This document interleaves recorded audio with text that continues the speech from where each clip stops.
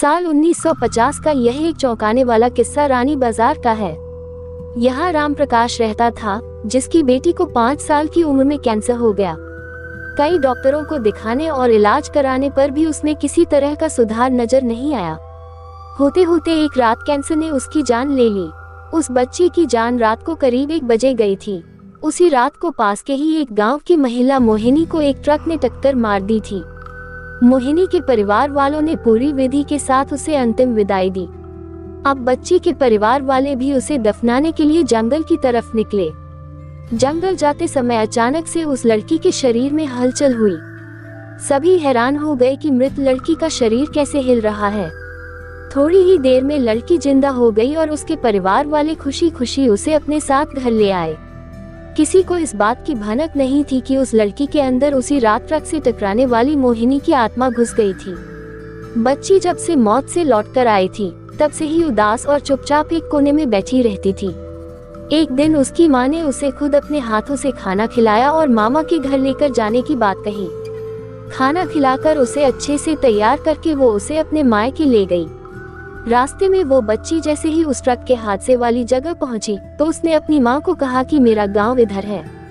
माँ ने उसकी बातों पर बिल्कुल गौर नहीं किया और उस बात को हंसी में टाल दिया। कुछ ही देर में वो अपनी बेटी के मामा यानी अपने भाई के घर पहुंच गई। 1-2 दिन बाद मामा जी के घर के आसपास ही बच्ची के अंदर घुसी मोहिनी को अपनी पड़ोसन सिमरन दिखी। उसने जोर से उसे नाम से पुकारा। सिमरन ने पलट कर देखा तो एक छोटी बच्ची थी। उसे बड़ी हैरानी हुई कि इस लड़की को मेरा नाम कैसे पता है। तभी मोहिनी ने अपने साथ बीती सारी बातें उसे बता दी। उसने कहा कि मेरे परिवार वालों ने मेरी मौत से ही पहले मुझे जला दिया था, इसलिए मेरी आत्मा भटक रही है। उसी दिन इस लड़की की भी मौत हो गई थी, तो मैं इसके शरीर में घुस गई। सिमरन ने ये बात अपने गांव जाकर सबको बता दी। पूरे गांव वाले और उसके रिश्तेदार मोहिनी से मिलने के लिए उसी बच्ची के मामा के घर के पास पहुंच गए। उस लड़की के अंदर रह रही मोहिनी की आत्मा ने सबको एक एक करके पहचान लिया। कुछ देर बातें करने के बाद वो अपने परिवार वालों के साथ अपने घर चली गई। अब उस लड़की की माँ बच्ची को घर में न देखकर परेशान थी।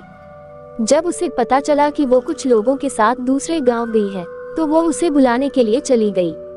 अपने परिवार के साथ खुश मोहिनी ने वापस आने से मना कर दिया। पास के ही लोगों ने उसे समझाया कि तुम्हें दोनों परिवार के साथ रहना चाहिए, इससे सभी को खुशी मिलेगी। तुम किसी एक परिवार को दुखी नहीं कर सकती हो। इस बात को सुनने के बाद लड़की के शरीर में रह रही मोहिनी अपनी माँ के साथ वापस आने के लिए राजी हो गई। अब वो दोनों परिवारों के साथ खुशी खुशी रहने लगी।